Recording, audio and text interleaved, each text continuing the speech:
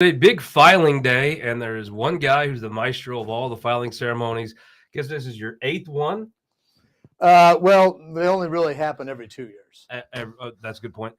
Jay Ashcroft, Secretary of State, thank you for making the time. I know it's a day you got a few folks with a few things to do, right? Yeah, it's one of the best days, maybe the best day to be Secretary of State because we saw over 400 people today. I don't know if we'll hit 450. I'm optimistic, which would be a great number, that are willing to give of their time, their treasure, to do what they can to make Missouri better. Half of us that file are going to lose, and yet they're willing to do that. I commend everyone, regardless of party or what they're running for. You know, you almost get a little jaded when you watch too much of this. It's almost got a little Rockwell-esque part of it to have folks come to the Secretary of State's office, sign up, pay whatever. Is it $50 still, whatever it is? No, it's for governor it's $500 and it drops down from there. It's a moneymaker for the parties. So that's a decent chunk of money, yeah. But it is something nice to go write your check, stand in line. There's a even the most jaded soul, there's a bit of a patriotic kind of tingle in the air when people do that. Well, and everybody does it the same way. Yeah. Everybody comes through. Everyone that hopes to be at the top of the ballot, they file on that first day. There's a big box of random numbers, almost 1,000 of them. Everybody, it doesn't matter if you're great or small, what you're running for. We treat everybody the same. That's the way America's supposed to be. This is your fourth time you filed, right? What's your lowest pull you've got? I don't know. Can you imagine if you'd have pulled number one today? I probably would have had to file, then withdraw. And here's how, the engineer in me has already thought about this. Yeah, okay. If I do that, file, because the legal way to do it is then withdraw and then file the next day, so I don't have that number. What number did you pull? 2 something. I don't remember. So okay, but not great. No, but I always wait till the afternoon since I'm the Secretary of State. I never want my filing to push back other people. I filed about 3 o'clock, maybe a little bit earlier, to make sure that everybody else was generally through. If they wanted to go for those low numbers, hopefully they don't. I think 1 and 3 were already out, so I just pull from my Robert Conejo koozie of we'll say culture. It feels like this is the best way to do this. I like it. The system with the balls and all that. You've been around for so long. From your father to your campaigns, you've seen it all. The standing in line thing. I just think it hurts regular people that want to run for office. It really does. I remember when that would happen, when people would be lined up down the hallway in the Capitol. You'd see people sometimes lined up for over a week. I guess political insiders can do that. But or really rich people. Yeah, or really rich people. I feel like doing it this way, 8 to 5, is a good amount of time. No matter how far you have to drive, you can get there, and you have just as much a chance of anybody as getting the low number. You and I were at the Cole County Lincoln days, and we heard it was a little comical. There's a gentleman named Brandon Wilkinson, truck driver, runs for Congress. This is his third time. There was a likability about the genuineness of the guy. That guy can't stand in line for a week. No. That's not real. And it just, one of the things that I've really worked for as Secretary of State is to make sure that what we do is unseen, and there's no way that we're putting a thumb down on the scale. We no longer take filing fees from candidates, because I don't think I should be choosing who's a Republican, who's a Democrat, who's a Libertarian. We just want to run elections and let all the partisan political side, let them do that. We're going to make sure that it's a fair fight. All right. I would think the lawyer side of your brain and the engineer side of your brain probably have an arm wrestling match a lot. Let me just ask you your comments inside of your brain. It was an interesting day. Every filing day is interesting. The Democrats for governor was interesting to me. You had a lady, Sarah Unsicker. I mean, I know she's had some problems. I'm not discounting that. None of us are perfect. Sure. But I mean, the lady has served for 8 years, I think 8, in the minority. And that is not that fun to get in your car and drive 2.5 hours to set and lose every vote and it is not you talk about glamorous. It's not glamorous sitting in the House minority. And they said she's not a Democrat, which, I'm not a Democrat either. So I leave that.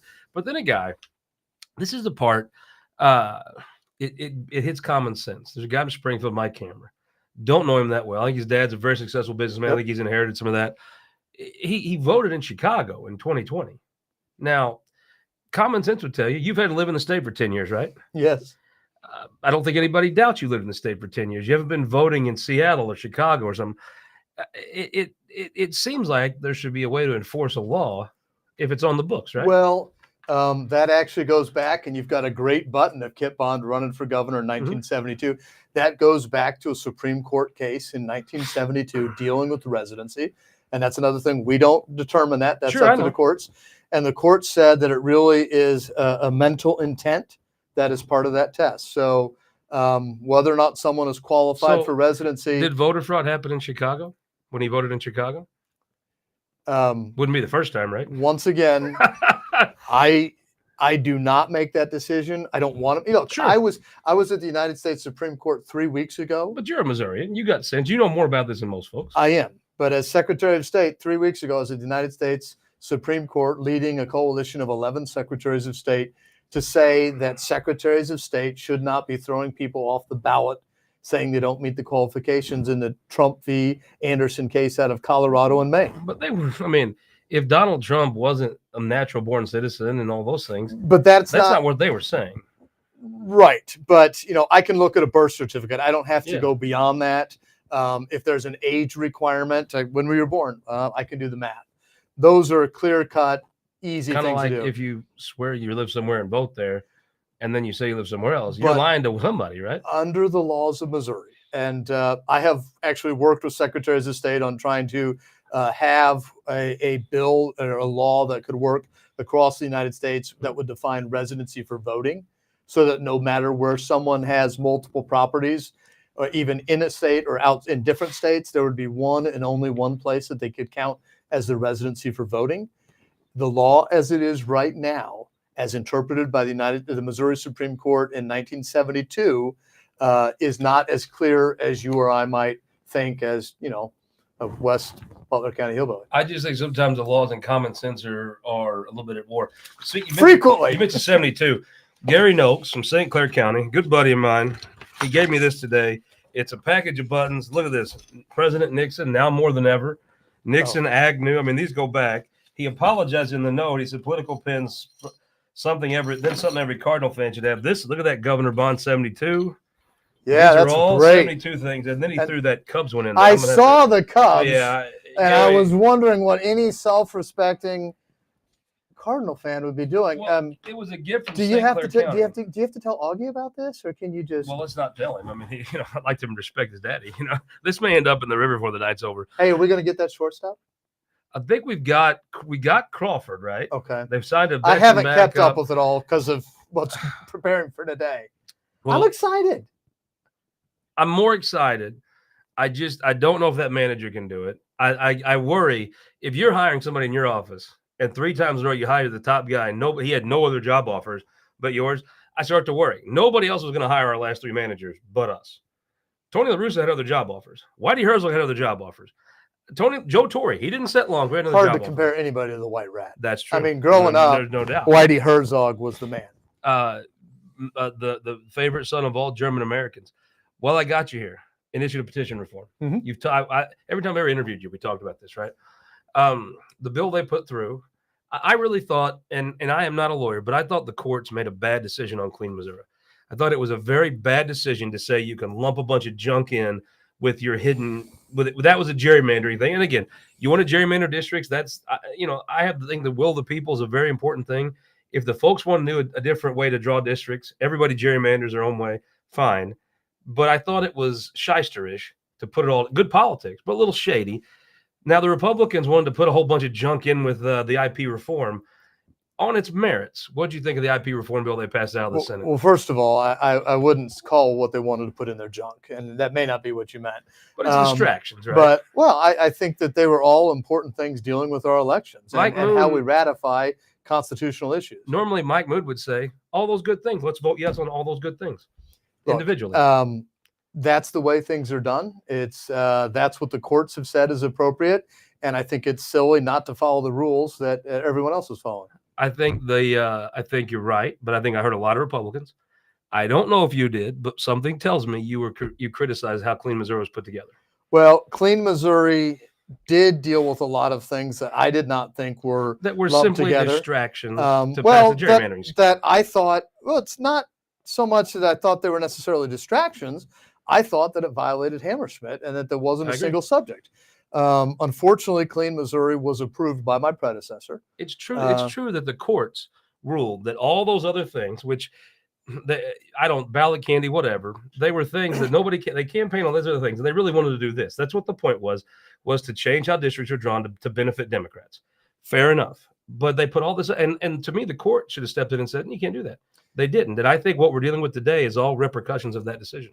I would just go back to that. Republicans are playing by the rules they hated. Even in that filing, when I was sued over that, I said in a footnote, I would not have approved this because I don't think it's single subject. Yeah. But I don't know that I have the authority to now disapprove it. And I look to the court to tell me you stuck to your guns in this office, even when it wasn't always politically popular. I always respected that.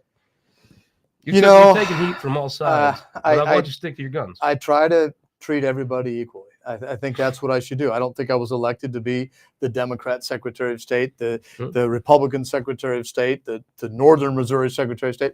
I think I'm supposed to represent everyone. That's why I travel to every county every year, to listen to them. Give me something cool you notice in a county.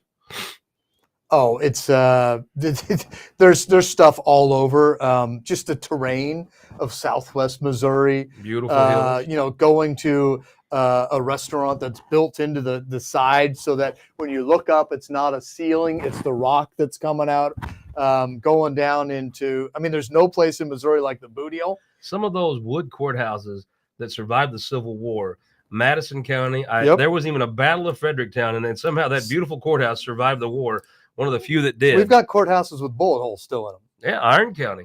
Lafayette County's got the cannonball spots in it there. What a great thing they've never taken those out. I was in a courthouse, I'm trying to remember where it was, about 6 years ago, and they had just recently, within the last 2 years, been cleaning out a back closet kind of behind another closet, and they found an old flag that they assumed from the number of stars was 60 to 100 years old. Wow. It was just so cool. That's the awesome. History in Missouri. And it's one of the fun things having the archives under me is getting to be involved in that. Last year, I got to help as we put back the Tom Sawyer manuscript at Samuel Clemens' birthplace, home place, the park there that we had restored as part of the archives.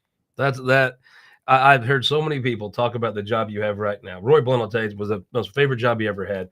It is a cool job. It's a wonderful thing. It's a position that really is what you make of it. If you want to just set the office in motion and never be there, okay. But if you're really willing to get out and talk to the people, one of the best things that I think we started that I love to do is civics, going to schools around the state. And I invite the local Democrat, Republican, you name it, Senate, House member, and we talk about government. We talk about how our government was formed. We talk about Missouri government and just get kids involved in understanding that the greatness of our government is in our people. We have this great city. We have this great country. We have this great state because citizens were willing to do the hard work of citizenship, and it will not continue without new leaders. Well, how's the campaign going? You filed. It's going really well. It is really encouraging. We get into that. You could have been a U.S. senator. There's no question. You've been as much as anybody can be a favorite. You could have been a senator. You passed on that office. You had everybody behind you. Now today you file for governor. Any buyer's remorse? No. Or seller? I guess passer's remorse. I'm an engineer, which my wife would say means I'm a little bit different. I want to get stuff done. Far too often, U.S. Senate doesn't seem like the place for that. Politicians, you go to the U.S. Senate to fix the blame. As an engineer, you can be governor to fix the problem. That's what we need. We see governors that are making a difference. Our border is going to be closed, not by the federal government. It's going to be by governors that are doing the right thing. Our kids are going to get an education, not because of the Department of Education. Governor Parsons did the right thing, sending guys down to that. I think it's great that he did that. We should look. Our state shouldn't have to do that. It feels like but it's just like the police in St. Louis City. They should be run by the city of St. Louis, but the city of St. Louis has not done what it needs to do to protect its citizenry. So the state needs to come in and make sure that no citizen in St. Louis has to be in fear in their neighborhood. We do that by taking it over because the local government didn't do what they should do. The federal government is not doing what it should do at the border. So our state and other states have to step in. How's the campaign going so far? It's going great. I love traveling the state. It's great to talk about issues. It's great, as really the only candidate to be able to say, this is what I've accomplished. I'm not just saying stuff. Other people talk about education. Look what I've done the last 6-7 years. Look at the legislative retreat on education. Look at what I've called for in 21. Look what I've called for in 23. It's great to talk about foreign ownership of land and being if you look at the top 3 guys, I'm the only one that hasn't voted to sell our land to China and other countries. I actually pushed legislation that would stop it, and one of my opponents voted to allow any government buy any land they want. You gotta be a little careful of that, though. You don't want some guy working for a living today to lose his job because of some political thing, right? Oh, I agree with you completely. And as we were looking at that, it's the same thing I would say. I was asked a question about the border and different approaches to the border, and they said, well, some people say we need to do this. Some people say we need to do this. It's just like when someone is injured or wounded, the first thing you do is stop the bleeding. What we need to do is make sure that we don't go in the wrong direction. And then we can come back and see, how do we remediate? How do we put ourselves on the right course of action while protecting Missourians and their jobs? Been some online uproar about a comment you made at Lincoln Day about veterans. Something tells me you don't hate veterans. I don't hate veterans. I was inarticulate. It's not the first time as an engineer I haven't been articulate. I have family members that are veterans. My brother is up for captain in the Navy. I have family members that I visited Arlington National Cemetery. Look, if you look at the blue book that we have right now, really the theme of it is freedom. And on the front of it, we see veterans raising the flag, because it's veterans that have given us this great country, that have protected us. When trouble came and other people sat around or ran away, they run to the battle. They run to protect others. So I appreciate what they do. I should be more articulate, but anybody can look at my record. I'm thankful for what they've done. And Missouri will be a great state for veterans when I'm governor. Secretary Ashcroft, I appreciate the time. I know this is not a lax day for you. Thank you very much. It's a great day. Thanks for having me. You bet. We're going to be right back. Stick around. We got a special guest coming in that just filed for Congress. Kurt Shaver's going to join us in just about 2 minutes.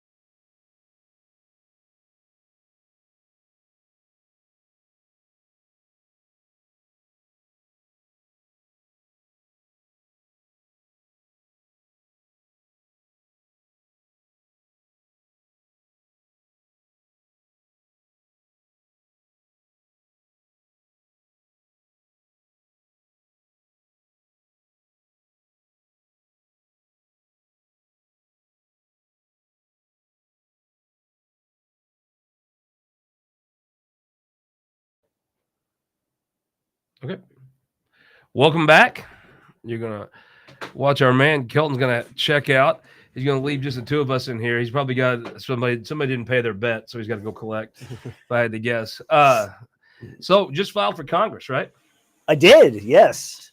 All right. Now walk me through this. It felt like when you heard a couple things about Blaine, I saw you kicking it around. I saw you wrestle with it. What made you pull the trigger today? Scott, I'm going to put it in a way a simple hillbilly from West Butler County can understand. And in the words of Toby Keith, a little less talk and a lot more action. And that's why I like Toby Keith. I like that. And that is why I'm in. People are talking. Got 8 million illegals flooding across the border, unlimited amounts of fentanyl. I mean, we know people in Colombia who are losing kids to fentanyl, and nobody's doing a damn thing about it. And I think if there's one thing that I'm known for when I was at the Senate was getting stuff done. And we need to send somebody to D.C. who's going to get some stuff done. If you want someone to protect your precious baby feelings, Kurt Shaver's not the guy. And you may not like what he gets done, but you ain't going to be grass growing under your feet. That's a fact. No, but sometimes that's what it takes. Right. And I think that's what's needed now. Lots of people know the ass-kicking appropriations chairman. Tell folks about your family. Yeah, I mean, I've got 3 great kids. You know, I've got a spot. We got a TV spot that I did when I ran for re-elect for the Senate in 2012. And we had a great video production team. And I said, I got 3 reasons why I'm running for Missouri Senate. And then all 3 of my kids come in, little stair steps, and they all say hi. And I said, those are the 3 reasons. And they're all adults now. I got no kids at home anymore. My oldest is that makes a difference. It makes a It huge is difference. a grind. That job is a grind. Almost Southwest flights back and forth. Yeah, it is. I mean, it's constant back and forth. You know, and I think, you know, easier doing your kids rather. Yeah, but my kids have always come first, and you know, they're doing great now, and they're adults. But I mean, you know, one thing that Station and I always talked about was when we had kids at home, that wasn't an option. I was not leaving. And remember, when I was in the Senate, I mean, Mike Keogh and I were the only 2 senators that went home every night because we lived in close to the distristrct. Everybody else was down there a week, and I wouldn't have done that either when I had kids at home. It does change the game a lot. Yeah, absolutely. If you can, and I always thought it helped you as appropriations chairman that you were 30 minutes from coming down here. Our folks would come up there 30 minutes, and I know they did. It helps you that time, that travel time matters. Well, that worked. I mean, appropriations in the Senate, that committee meets at least 10 times more than any other committee. Sure. And so you're meeting all the time. So we were there to all hours of the night, so it was easy to go home. The other great thing about being from that district and being a approach chair is when I had people try and knock that budget out of line, you know, and you got to get to the end, you got to pass it a week before the session ends. I just say, you know what? Let's go into a special session. I go home every night. You all can come down here all through June. And that worked many, many times. All right, let's talk about Congress. You know, a lot of folks are going to whine and complain, and the city slickers, they got whining down. But when it comes down to it, Joe Biden doesn't even know his own kids. He's not going to know anybody running for Congress. No. It's going to be right now, the federal government goes to China and borrows money, puts it on a credit card that our kids and grandkids are going to pay off. But we don't see that money come back. Can you be the person that goes up there and brings back that money here? So here's the thing. I mean, obviously, there's a lot of people in Congress, but I think you've got to have more and more like me who are going to lay down the law and say, we're going to stop this lawlessness. We're going to stop this out of control spending. We're not going to leave our kids with a country that it looks nothing like the country we grew up in. And when you look at the lack of law enforcement, again, going back to the border, and that's certainly not the only thing that's jeopardizing, you know, every institution in this country, but it's certainly a big part of it, especially with crime. But no, I mean, we can't leave it. And so, you know, am I going there to make all the difference that I can? Absolutely. Do I think one person can make a lot of difference? Yes. I think if you're the right person, you can. One person could get money to fix the tri-level here in Jeff City. Yeah. Well, I will say I'm proud I got a lot done as one person when I was one of 34 in the Senate. And I think I can get a lot done. But I hope there's more like me from all around this country that are tired of the crap and that are tired of the danger for our kids and the country we're leaving for people. Can you sit in a room with some flake like Matt Gaetz and actually talk about serious stuff? You know, and I've thought about that because obviously I'm a state guy. And, you know, there was a time I didn't think I'd go to DC, but I think the problems are big enough now that that's what I want to do. But I love the state and I know this state backwards and forwards, not just the 3rd congressional district, but the entire state. So I know Missouri, but you look at DC and do I know these players that you see on Fox News and everything else? I don't know them personally. Well, they seem just like dipshits. Yeah, but remember, the media hates Republicans. They hate Republicans. But common sense would tell you Matt Gaetz is a dipshit. Well, what I plan on doing is going there and meeting everyone I can and making that evaluation myself and making a determination. Look, I've worked with dipshits before, and and you know what? Some of them are incredibly productive, and some of them are not. And you got to go make your own determination. And you know, those are the judgment calls that I want to make myself. I want to go to Congress and find who I can work with. And when I find those people, I'm going to work with them. So when you get there, what's the top priority for you? As far as the campaign, or no, as far as when you get to Congress? Oh, the border, is it? What is it? Well, number one is the border. And obviously that's got to be addressed immediately. It's got to make some sense though for you to be on appropriations, since you led the Senate appropriations for how many years? Was it 6? Record 6 years. Yeah, leading that committee. Yeah, I mean, I drafted with a great staff. Now you're gonna have to vote for. Well, I guess Huff would only have 4 if he finished, so you've got him lapped. He's no problem. I do, but you probably can't vote for Huff because Rusty then would have 6 years. It could tie you. Well, I was thinking about that. You got to vote for Holly, right? So Lincoln stays and nobody touches her. That's what I would do. Rusty could, I think, have enough Well, Yeah. maybe no, he would get 4, wouldn't he? No, he just got elected. Oh, that's true. Yeah, no, Rusty could get So you 6. have to vote for Holly to keep. I mean, that's what I would do. You know, the Miami Dolphins every year have this party. The guys that went undefeated every time somebody loses. That's exactly. I'd be the same way as them. And if I were you, I'd vote for Holly because I wouldn't want anybody. You know, the problem with those races is, you know, we've got a lot of great people in Missouri here in Jeff City, and you know, all these people. Bench is deep, and a lot of us are friends. You know, and a lot of us agree on the same things. Now, I think the distinction is who can get stuff done and who can't. And I think that's going to be a big distinction.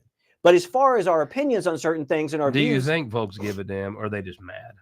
I think folks are mad, but I think, you know, people are smart. Like, you know, when you judge somebody, you know who can get stuff done and who can't. And you know who's just talk and you can find out who's action. I think it's so hard in a down ballot race to get a feel for people that have never run before. And I say people know who can get stuff done. I think they figure that out, but it's hard to figure that out if they're not your state senator, not from your part of the state. You get such a little bit of time to make your pitch. Yeah. I think it's kind of hard to figure who can get stuff done and who can't. I think that's true. After they're there and you get to know them, yeah, you could spot them. I mean, one thing here, the 3rd congressional district, I mean, it is a mid-Missouri district, and it's got some pieces that go off a little bit, you know, over north and south of that St. Louis, part of that St. Louis metropolitan area. But it really is a mid-Missouri district. And the nice thing about that is for the 8 years that I was in the Senate, you know, I was in this media market. And so, and people don't understand that, you know, you see, you know, a senator or a rep. You got that German name too, that Schaefer. I mean, you know. Well, that's because there's a Das Steinhaus here in town for a reason. Let me ask you this. Let's talk the campaign for a second. To me, there's 2 districts. There's a City Slicker folks east of Wentzville, and then there's real Missouri folks west of Wentzville. It's just like St. Louis people. They have 2 members of Congress, right? We have 1. Mm-hmm. A fair deal for a St. Louisan is they have 3 and we have 0. I've never seen it. I mean, that is the history of this state. They want all of them. West of Wentzville, I mean, I think they deserve a seat in Congress, right? Yeah, absolutely. And I think the district was drawn that way to make sure that there's proper representation in DC for those people in that part of the state. And that's my part. You know, in fact, of the people who I know looking at this race, as far as I know, I'm the only one that actually lives in the district. Other people I know getting in this race don't even live in the district.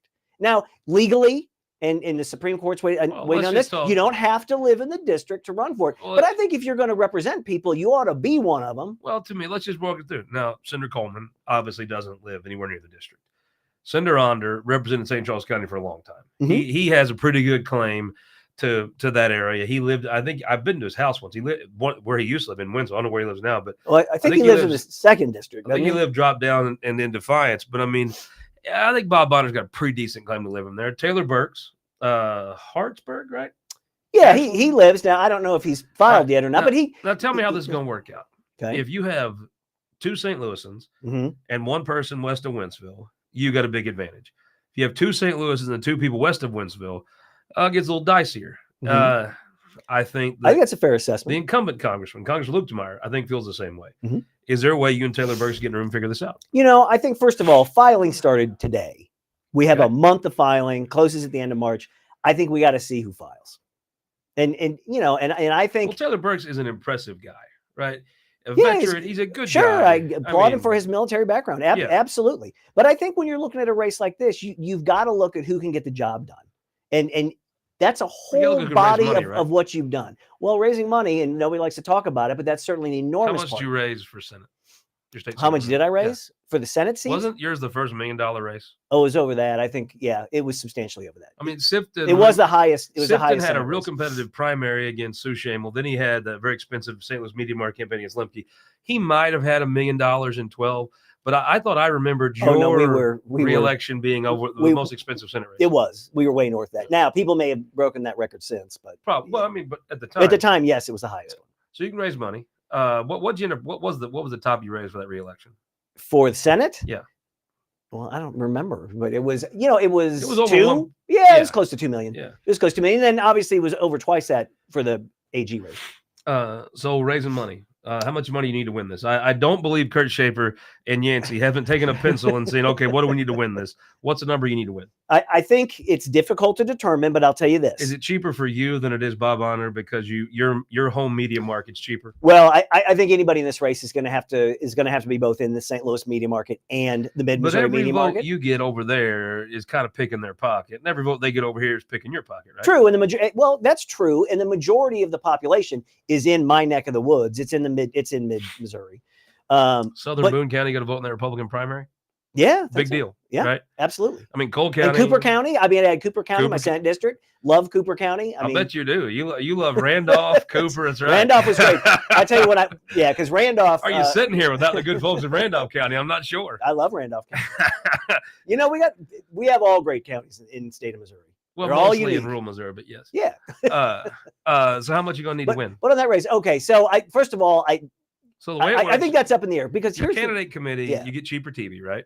Yeah, from your candidate committee, yes. Like if there's a super PAC or something supporting you, which obviously you don't have any control over, but those dollars do not go as far. It's such a stupid system. I agree. It's so idiotic. I agree. And the interesting thing is, it's much more difficult, I think, at the federal level than it is at the state level, and so that's what we've got to comply with. But so the race, I think, first of all, it's difficult to determine how much money. But remember, you've got all these other races. You got a governor's race. You got these down ticket races. So number one, not only is the media going to be that much more expensive, especially in that St. Louis market, it's going to be extremely hard to get access to that, to actually buy the time, because the time is all going to be taken up. But as a federal, isn't there some law where you get a little first? You get some, but that's not going to make it for them. So it feels like these congressional races. We've had 2 open seat races last cycle. Mm-hmm. Out of state groups come in, dump money on folks. Yeah. How do you blunt that? Can you go to DC and rattle a can and get a little? You got my Robert Cornejo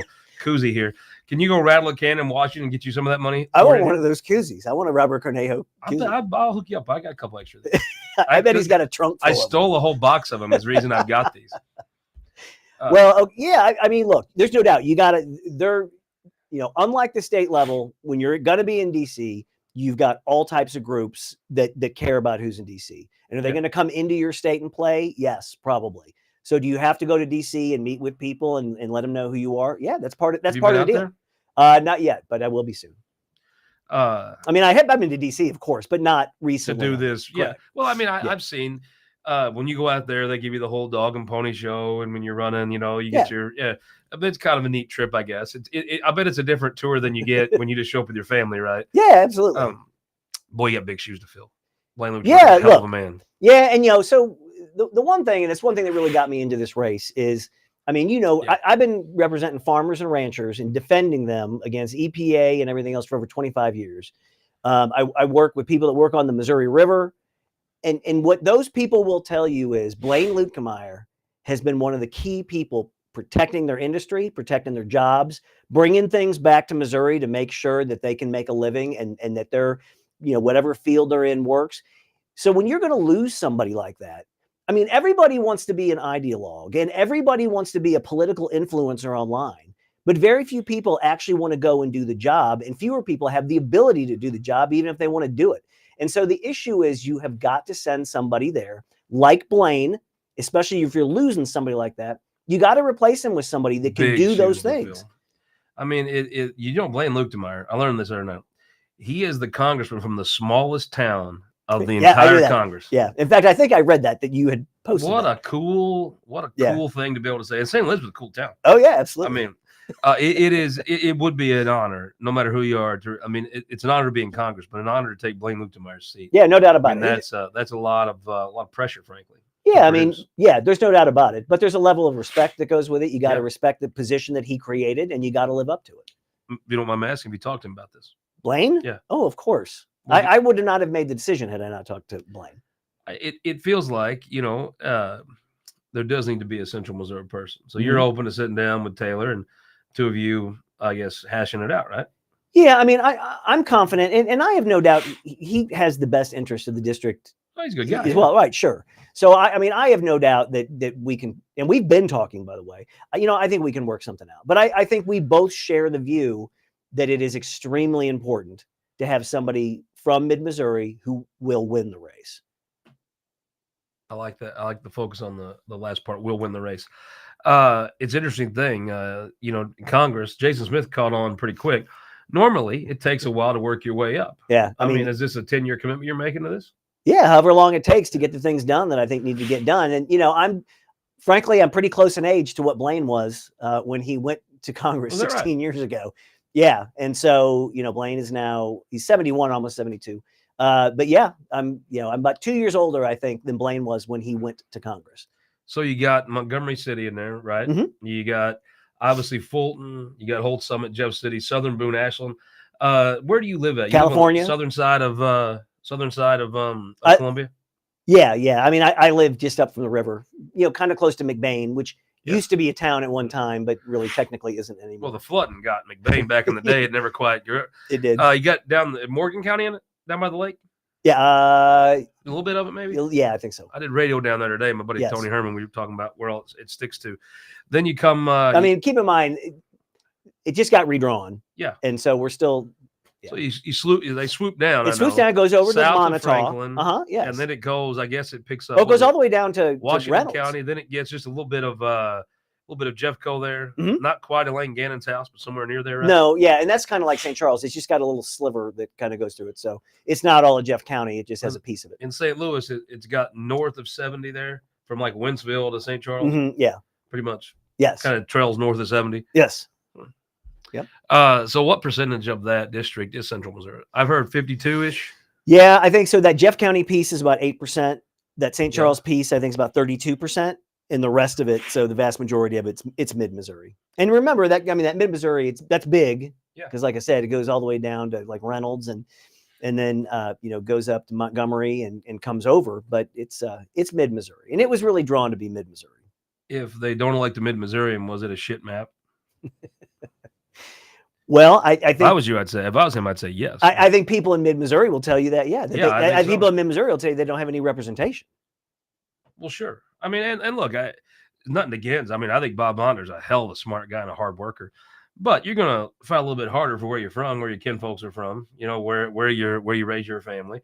You're gonna care a little bit more about that there than you are someplace 3 hours away. I mean, just that's human nature. Yeah, and it's just different. I mean, obviously, Callaway County, Montgomery County, a little bit different than that St. Louis metropolitan area. Waited. It felt like to me, while you were thinking about it, I just know from knowing you have a high regard for Caleb Brown and high regard for Travis Fitzwater. Oh, absolutely. They kicked it around while you were kicking it around. Yeah.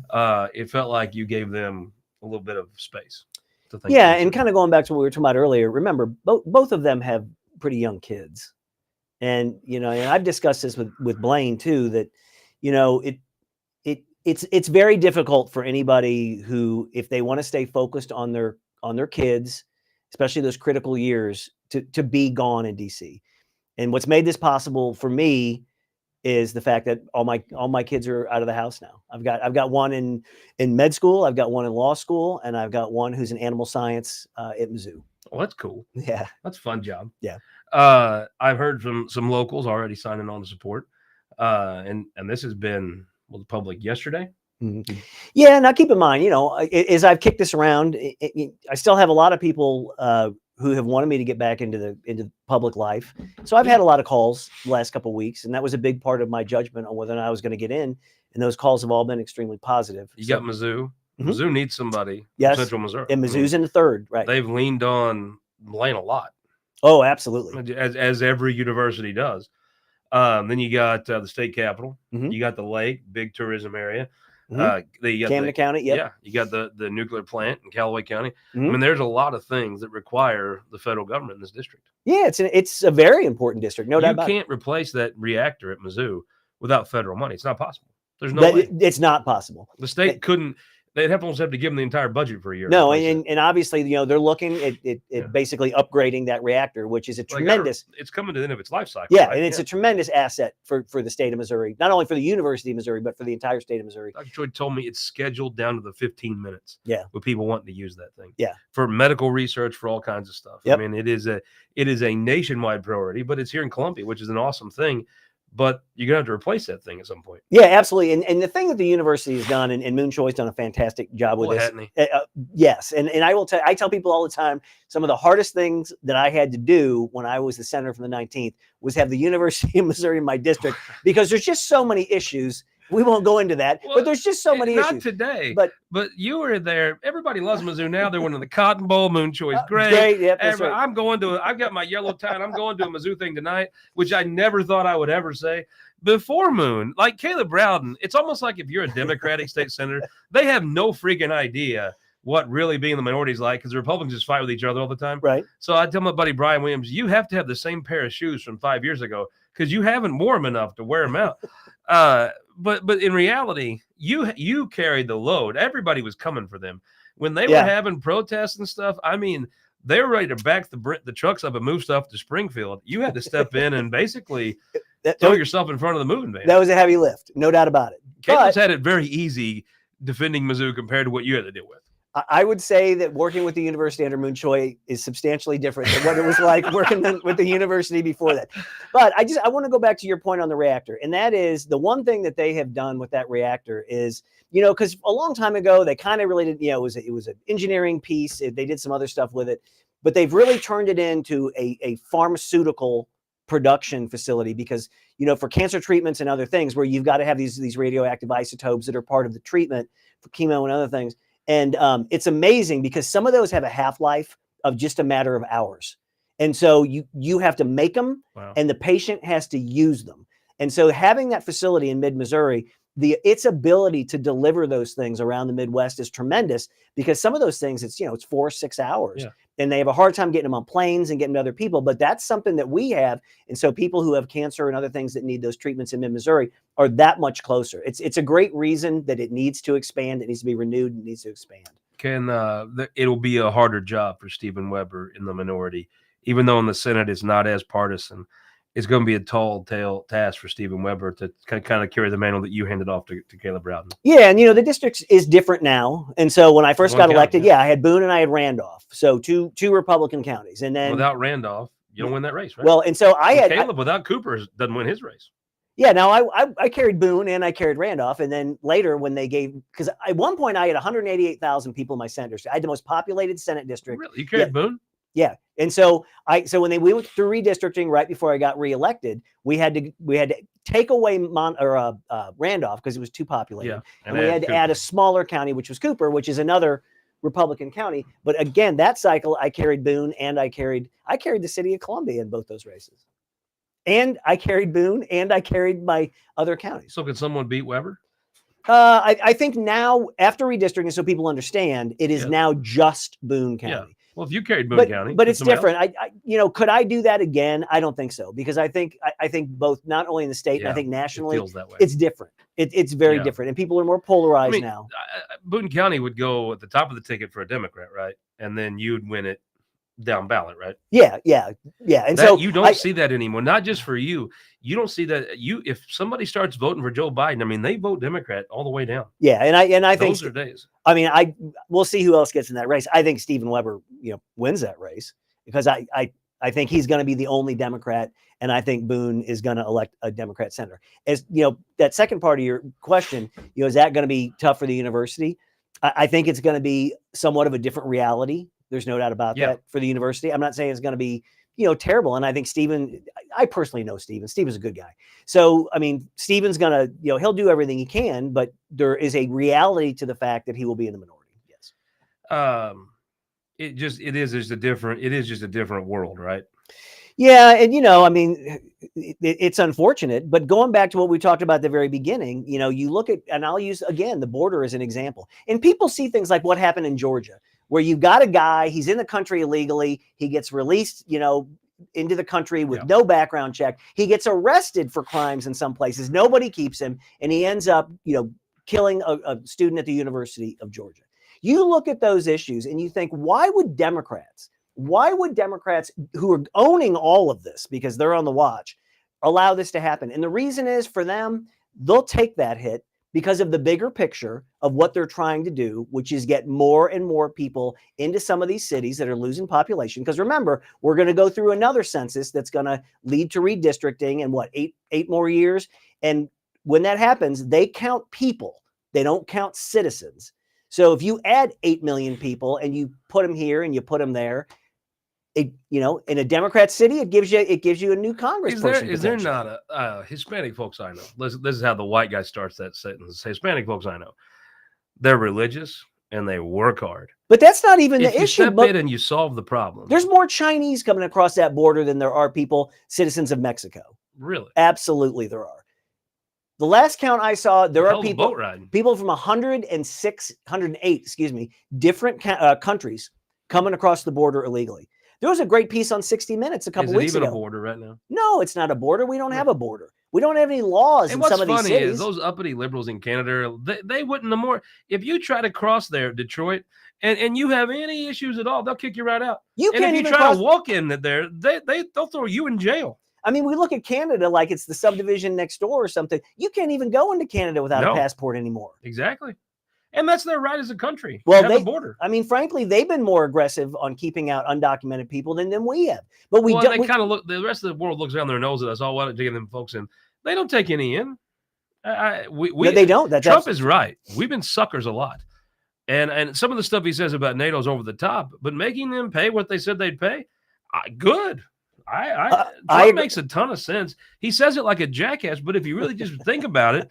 If you're in a treaty and you say we're going to pay 2% and America's paying 5 or 6, keep your 2.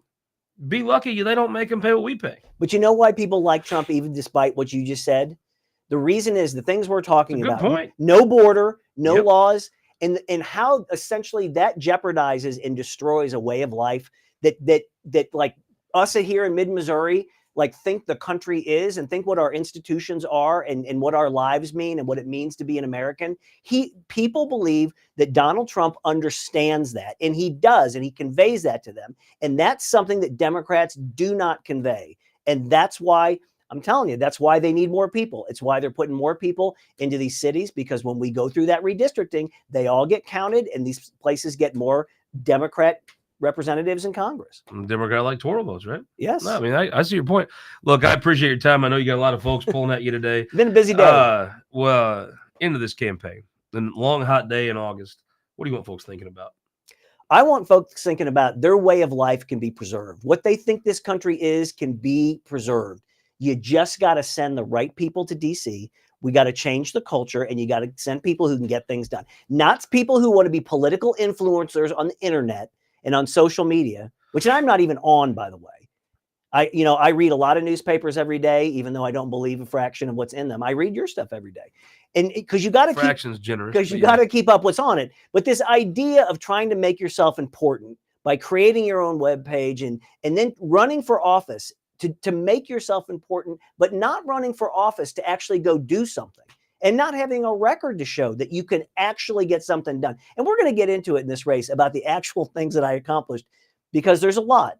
And some of those were heavy lifts, and I'm very, very proud of them. Well, Kurt, I appreciate the time. Thank you very much. Good luck on the campaign trail. It is always a pleasure to talk with you. Check us out. We recorded the show already this week. Yeah, I'm about to go kick out and go fishing the opening weekend of trout season. Out at Farm Bureau, I had the president of rural Missouri, Garrett Hawkins, on. We had our Farm Bureau Legislative Day. Got to visit with all my old friends. Had a great time. So Sunday on This Week in Missouri Politics, you'll see us at the Farm Bureau with Garrett Hawkins. We'll see you